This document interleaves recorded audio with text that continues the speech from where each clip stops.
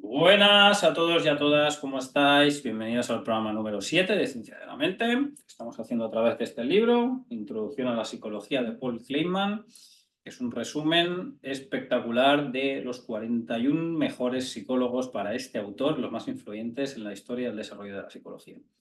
Hoy le toca el turno a Stanley Milgram, que fue un psicólogo muy importante que hizo estudios sobre la obediencia, que ahora vamos a ver. Así que vamos allá. Stanley Milgram nació el 13 de agosto de 1933 en la ciudad de Nueva York, en el seno de una familia judía. Su padre era un panadero húngaro y su madre, rumana, se hizo cargo de la panadería después de la muerte de su marido en 1953.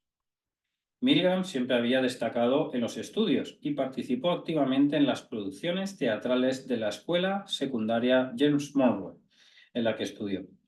Esta experiencia con el teatro dejó huella en él, pues le influyó a la hora de diseñar los experimentos de carácter realista, por lo que es especialmente conocido hoy en día. En 1953, tras graduarse en Queens College, Nueva York, con una licenciatura en Ciencias Políticas, Milgram quiso matricularse en la Universidad de Harvard para cursar el doctorado en Psicología Social. Aunque al principio su solicitud fue rechazada por no contar con la formación académica en el campo de la psicología, finalmente fue admitido en Harvard en 1954 y obtuvo su doctorado en 1960.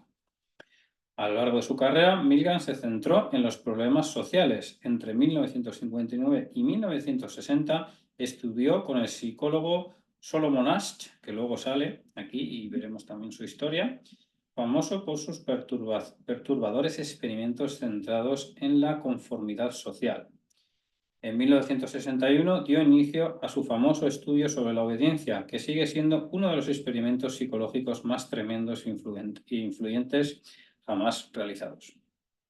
En otoño de 1960 trabajó como profesor asistente en la Universidad de Yale y entre 1963 y 1966 fue profesor asistente en el Departamento de Relaciones Sociales de Harvard.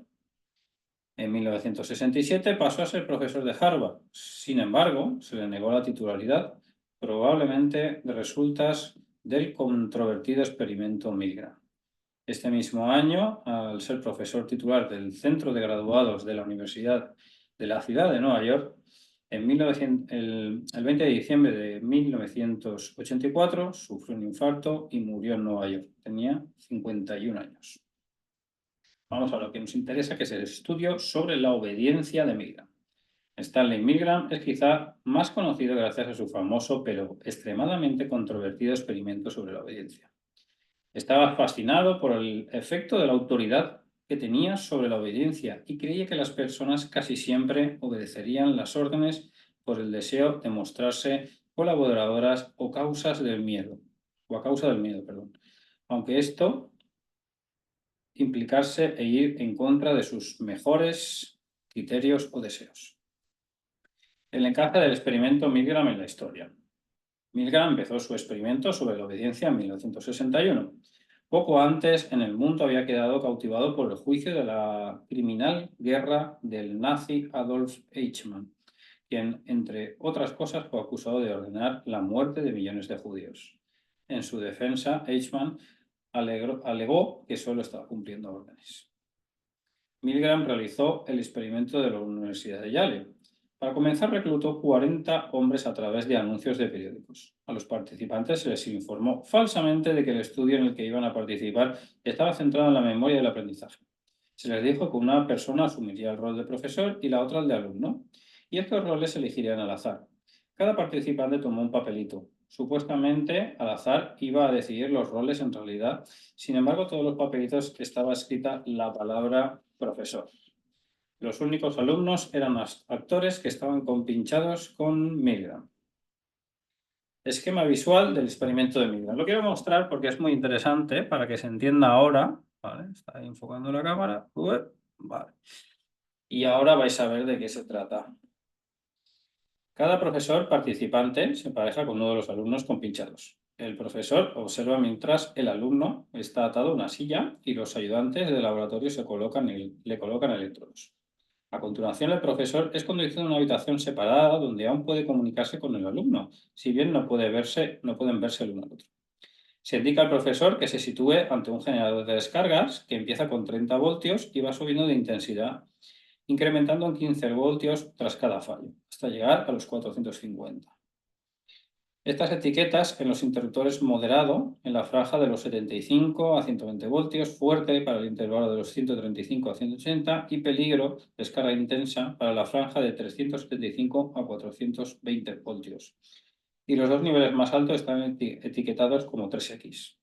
El generador de descargas no las produce en realidad, sino que emite un ruido cuando se pulsan los interruptores.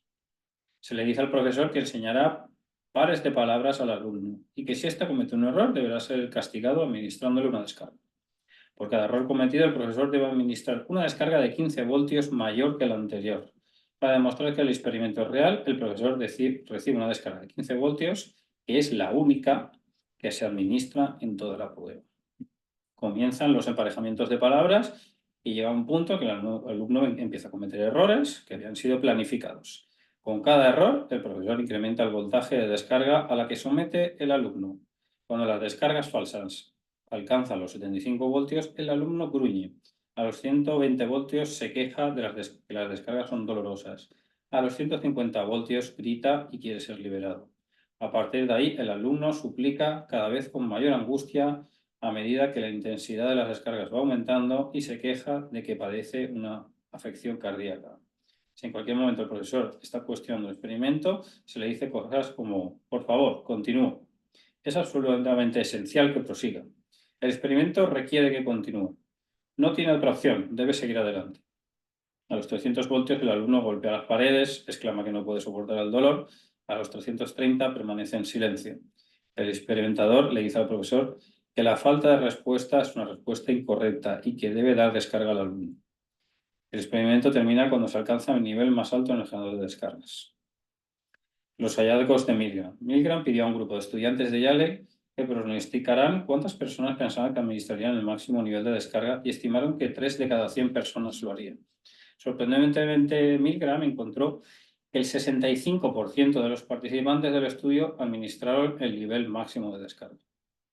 Aunque mostraron signos de lucha interna a través de gemidos, risas nerviosas, temblores, la mayoría obedecieron la solicitud del experimentador de continuar con el experimento. Cuando los entrevistó después de haber finalizado, Milgram les pidió que calificaran las dolorosas descargas que recibían.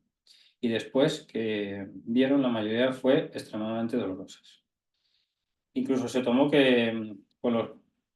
encontró con los que los participantes, en un esfuerzo por justificar su comportamiento, minusvaloraron a los alumnos. Dijeron que su estudiante era tonto, que realmente se merecía las descargas.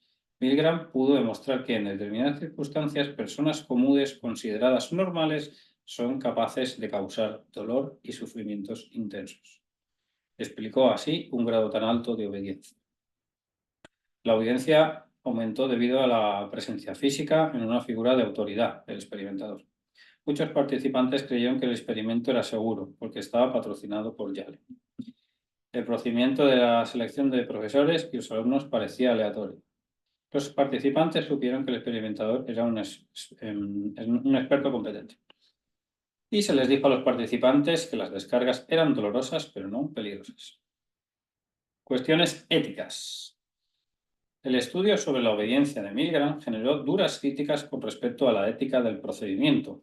A los sujetos involucrados en él se les hizo creer que estaban causando dolor a otra persona cuando en realidad estaban siendo engañados por actores que fingían sentir dolor. El experimento provocó un gran estrés a los sujetos y el hecho de creer que estaban haciendo daño por completo a un completo desconocido podría haberlos traumatizado. El experimento del mundo pequeño. A pesar de que es famoso, sobre todo por su estudio sobre la obediencia, Milgram también participó en varios experimentos más inofensivos. ¿Alguna vez has oído hablar de los 6 grados de separación? Si es así, es gracias a Stanley Milgram.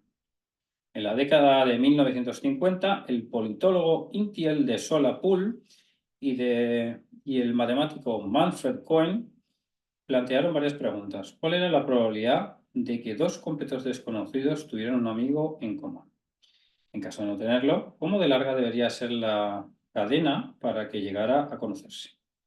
Aproximadamente una década después, Milgram llevó a cabo un experimento conocido como el experimento del mundo pequeño, con el objeto de responder estas preguntas.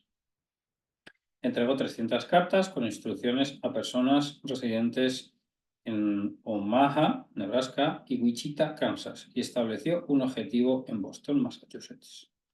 Las 300 personas recibieron la instrucción de enviar la carta de un amigo que estuviera relativamente cerca del objetivo y este amigo recibió las mismas instrucciones, con lo que se iba creando una cadena.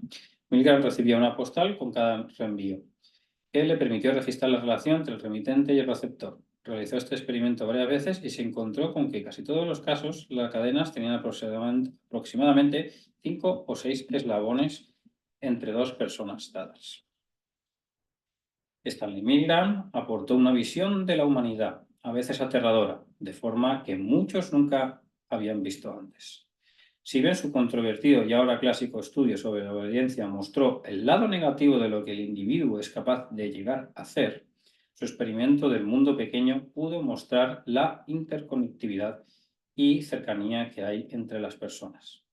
Hasta el día de hoy, su trabajo continúa siendo increíblemente influyente y extremadamente importante, y en él está firmemente asentado como uno de los psicólogos de referencia de la historia de la psicología y la experimentación.